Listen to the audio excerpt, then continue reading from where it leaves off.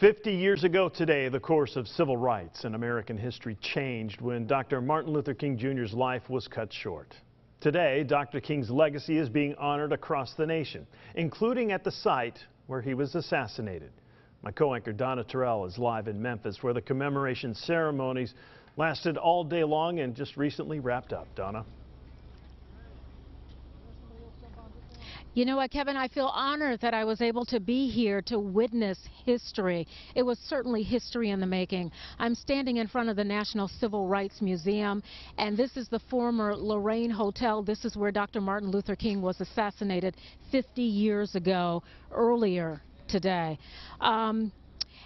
There was a point where I would not have been able to stand here on this sidewalk because there were tens of thousands of people, all of them gone now. The only ones here at this moment are the people who are tearing down what was set up in order to have this event. But earlier today I did get a chance to talk to an awful lot of people, some of them on camera.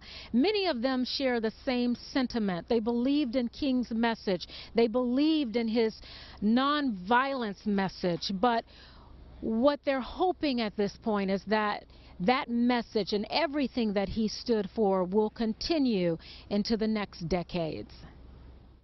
Martin Luther King Jr. was killed tonight in Memphis, Tennessee. 50 years after the country's greatest civil rights icon is assassinated, people gather, people remember. I remember the night that Martin was assassinated, and I just had, my spirit made me come here today, and I just want to hear and walk around. We call his name today. A feeling shared by Evelyn Smith and Patricia Brazel from Oxford, Mississippi. And we to must sit here plantation and remember that this was the day and make sure that all every of this citizen has the right to a living place. wage. And so it's really a bitter, God sweet told the memory. prophet Micah, and The day is meaningful for those who remember and those who don't. Lean Amro, a student, carries a sign symbolic of the reason King came to Memphis. Sanitation workers fighting for better treatment, carrying the same sign she holds now. I'm a Muslim, Palestinian, Arab woman, and so meetings like this mean a lot to me, and I believe a lot in this sign. Confront white supremacy. The theme Wednesday, where do we go from here? For the Oliver family, it starts with their children learning acceptance.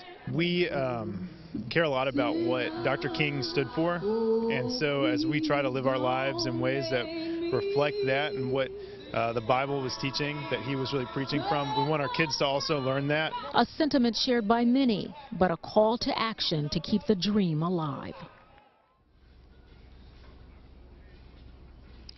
And Kevin, there were so many things that happened here today, so many historical things. Of course, the bell ringing, but I have to tell you this one story. There were two women who stood and they spoke to the crowd. They were the wives of the two sanitation workers who were killed in a dump truck 50 years ago. They talked about why their husbands were in the back of that dump truck and the fact that their bodies were crushed in that truck. That is what started the protest. That is what brought King here in the first place. But to hear them tell the story was very touching and something I will never forget. I'm sure there were many touching moments, Donna, and I'm jealous that I wasn't there to have the privilege like you do. I'm sure it was a memorable moment. But there have been many anniversaries, of course, recognizing Dr. King's legacy as well as his dream, and understandably so. But this is the 50th. Did you get a sense being there that it was different this time around, especially considering the current climate that we're in? You know what, I did get that sense. It's interesting that you brought that up because I saw children carrying signs that normally, you know, in crowds like this, you might see their parents or you see other people carrying signs. One kid carried a sign that said, "Things aren't right."